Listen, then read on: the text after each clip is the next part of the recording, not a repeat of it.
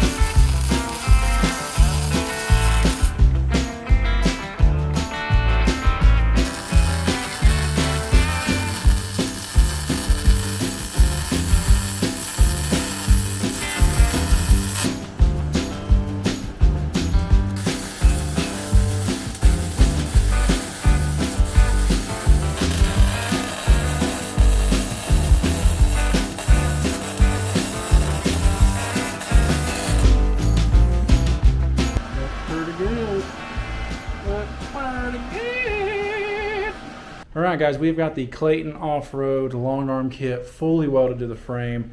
Front axle's ready to go. Rear axle, the brackets are tacked on. I still got some figuring to do there. I really want to try to get the front end of this thing sitting on its own weight so I can get it out of hover mode, because I just don't love being underneath the vehicle on jack stands all the time. So Clayton sends hardware with their kit, so I'm going to go ahead and start trying to bolt some links into this thing and maybe put a coil spring in and a shock and see if we can't get it sitting on the ground.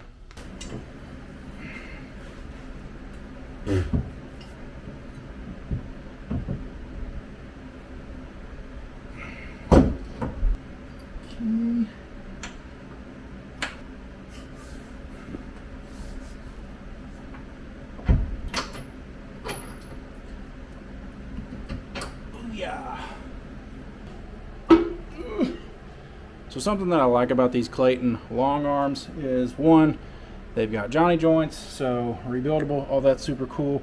But another thing is they're made out of square tubing. This is quarter wall square tube. I think it's 2-inch OD or so. Most people don't know this, but square tubing is actually a bit stronger than your standard DOM tubing. A lot of people don't like it specifically just for the aesthetics of it. I think it looks great. You know, it's got this nice powder coating on it from Clayton, and it's going to be super strong. So any hit that these lowers take, they're going to be able to handle it just fine. All right, so got the old shock taken out here. You can see this girl still has some charge left in her, but you listen to this.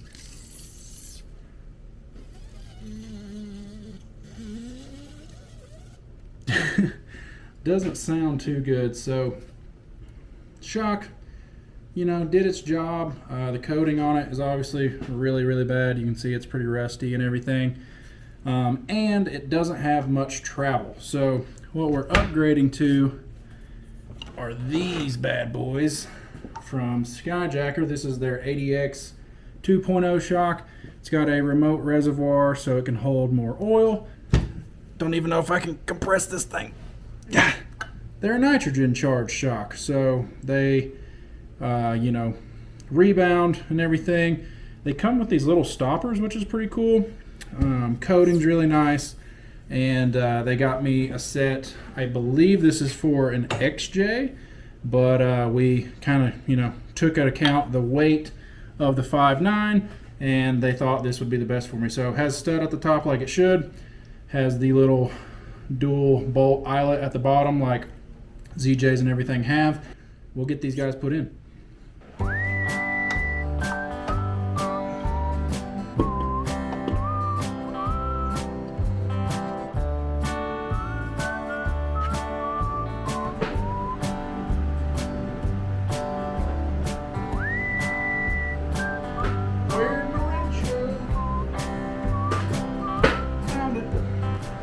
ever put shocks on a Cherokee or Grand Cherokee, you know how much this can suck. You're going to get about a quarter of a turn at a time, and that's it. You can take stuff out of the way to make your life easier, but I just like to struggle personally. This side's not very bad. I can get in here with a ratchet wrench pretty good. That other side, I'm thinking, is going to be way worse. Oh boy. Check that out. That is sweet. Got the Skyjacker spring in there. The Skyjacker shocks, the Clayton long arm. It's looking pretty good. Okay, we're tag teaming it tonight. Zach's getting the front bumper off.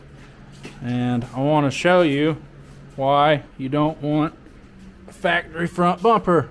This white stuff in here is styrofoam. And that is what is preventing you from dying in a car crash. So yeah.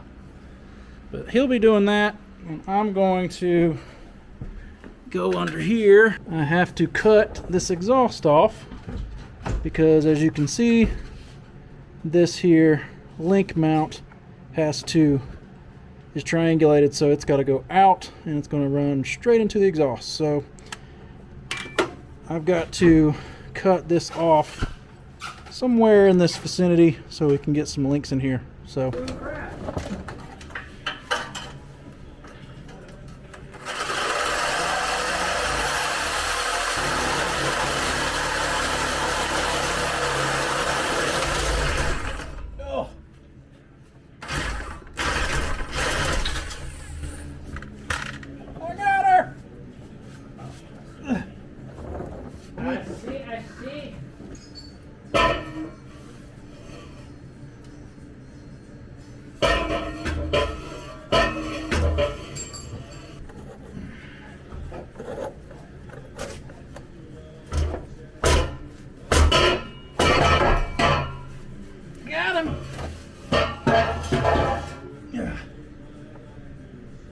horrible. Okay, our boy Zach got the headlights in. Got him. Now he's putting the grill back on. It's all looking good. And I got the links kind of in. So got the uppers installed fully and then lowers installed at the frame. I've got to figure out where to weld axle mounts. Yeah, you can see those uppers going to the frame, to the truss. All this is just tacked on. Coil springs are kind of in there. We're getting there, so one step at a time. Okay, it's another day. We're working on the ZJ. Zach's getting the front bumper put on. Got the front bumper by DTillFabworks.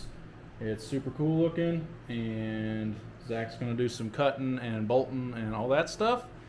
And I am going to keep working on the rear end here.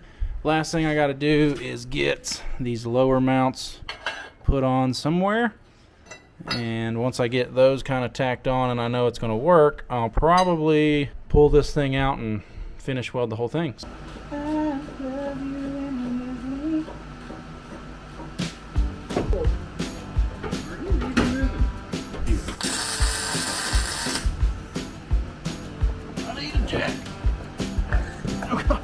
I'm too fat to get up. Ugh.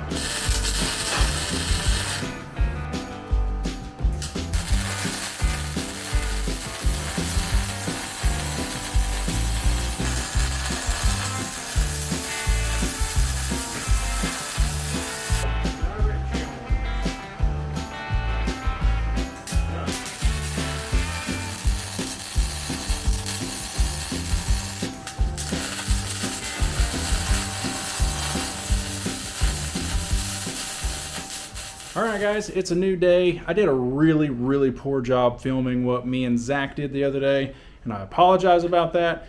It was just so hot down here. Like, we were just sweating to death. I had all the, weld jacket and weld gloves on, and I was getting so hot from welding.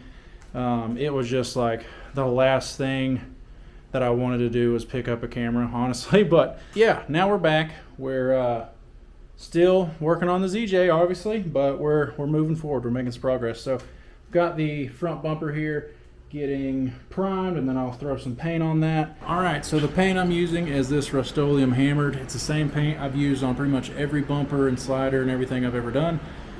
It says it's black, but it's definitely not. It's more like a charcoal, and this Jeep is actually charcoal. It's deep slate. It's not actually black. So I'm thinking it's going to match up pretty good. I guess we'll see. So real quick,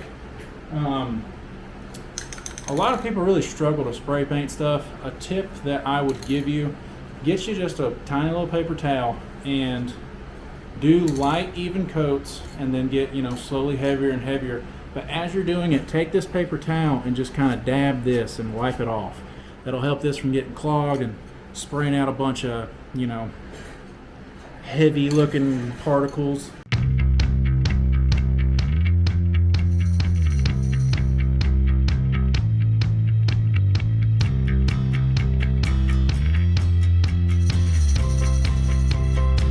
So we got that first coat kind of on there, just a light little spray, and then we will go back here and start welding while that's drying.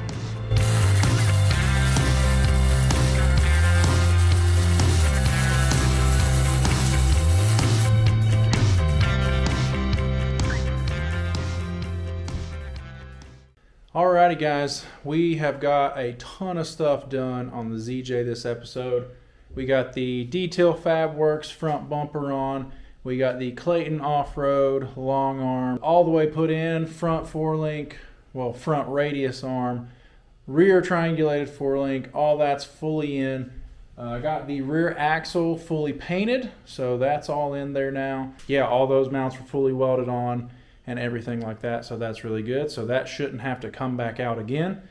And yeah, now we are going to move on to, the smaller things that take a little bit more time, like brake lines and drive shafts and things like that, but we're getting really close. So here you can see that DTillFabworks bumper. I think it looks so good. It's going to look even better with a Warn winch in there. But yeah, it's got the winch tray right here. It's got the tube kind of wings that come out here, wrap around the side and protect the headlights. It's got the D-ring mounts there. It mounts 4 bolts up front and then 4 bolts on the side down in here as well. So super, super strong. I am fully confident to winch off of that. So that's super cool. You can see we got the Skyjacker springs fully installed. Skyjacker shocks are in and ready to go. We've got a Clayton radius arm up front here. Their brake lines and everything come with this as well. Clayton drop pitman arm once we get steering figured out. Here you can see the cross member section and the unibody stiffeners that come with the kit. That is one of the best parts about this kit, in my opinion, is these little unibody stiffeners that you weld along the unibody. And you can also see up in there, I got the 231 in place, ready to go. Back here on the rear axle, we're also ready to go. You can see the Skyjacker spring there. Got the Clayton Off-Road triangulated 4-link all the way in. Truss fully welded. Coil buckets fully welded. Everything's painted. I'm starting to get brake lines figured out here, as you can see. And yeah, so we are making some really great progress. So yeah, that is most of everything we covered in this video. It's coming along really good. It is really close to driving. Basically the things I'm lacking are steering and putting the drive shafts in. And other than that, I think that's pretty much it. I gotta have the notch fender flares before I cut the fenders.